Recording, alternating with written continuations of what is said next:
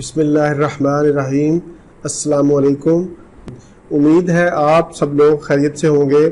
آج کا ہمارا پروگرام لو بلڈ پریشر کے بارے میں ہے۔ لو بلڈ پریشر کی خاموش علامات، وجوہات اور علاج۔ ہائی بلڈ پریشر کی طرح لو بلڈ پریشر بھی انتہائی خطرناک ہوتا ہے۔ اکثر بلڈ پریشر بغیر کسی علامت کے اگر کم ہو تو یہ بہت سے لوگوں کا معمول ہوتا ہے، یہ کوئی پریشانی کی بات نہیں۔ لیکن اگر لو بلڈ پریشر کے ساتھ کچھ علامات بھی پائی جائیں تو پھر پریشانی کی بات ہے۔ اب ہم دیکھتے ہیں کہ لو بلڈ پریشر میں کون کون سی ایسی خاص علامات ہو سکتی ہیں۔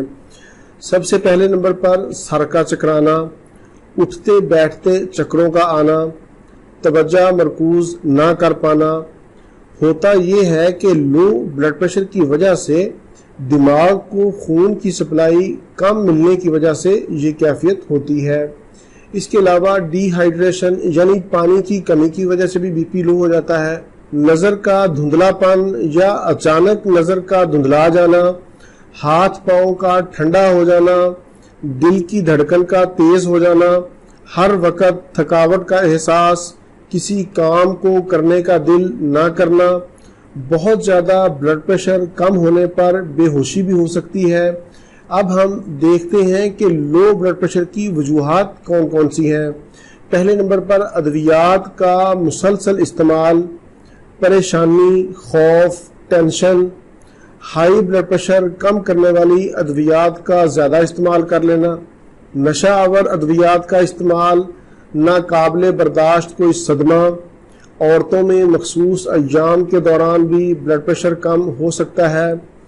بھوک کی کمی، بیماری کے بعد معدہ اور جگر کے امراض، یہ اہم وجوہات تھیں لو بلڈ پریشر کی۔ لو بلڈ پریشر کے مریضوں کو چاہیے کہ وہ پانی کا استعمال زیادہ کریں، تھوڑا سا نمک پانی میں ڈال کر پی لیا کریں، تازہ فروٹ، سبزیاں اور خشک میوہ جات کا استعمال زیادہ کریں۔ اب ہم چلتے ہیں علاج کی طرف۔ ہومیوپیتھی میں لو بلڈ پریشر کی بہت ہی اچھی ادویات موجود ہیں۔ شرط یہ ہے کہ ان کو علامات کے مطابق استعمال کیا جائے۔ آپ کے اندر جو علامت پائی جائے آپ وہی دوائی استعمال کریں۔ میں آپ کو علامات بتاتا ہوں کہ اگر چکر آئیں، غشی، کانوں میں شور، قوت حیات کا ضائع ہونا یعنی بہت زیادہ بلیڈنگ وغیرہ کے بعد یا بیماری کے بعد کی کمزوری میں خون کی کمی ہو، اگر آپ کے اندر یہ علامات پائی جائیں تو آپ کی ہومیوپیتھک دوائی بنتی ہے چائنا 200۔ اس کے 5 قطرے روزانہ آدھے کپ پانی میں استعمال کریں۔ 1 ماہ کے مسلسل استعمال سے انشاءاللہ آپ کا لو بلڈ پریشر ٹھیک ہو جائے گا۔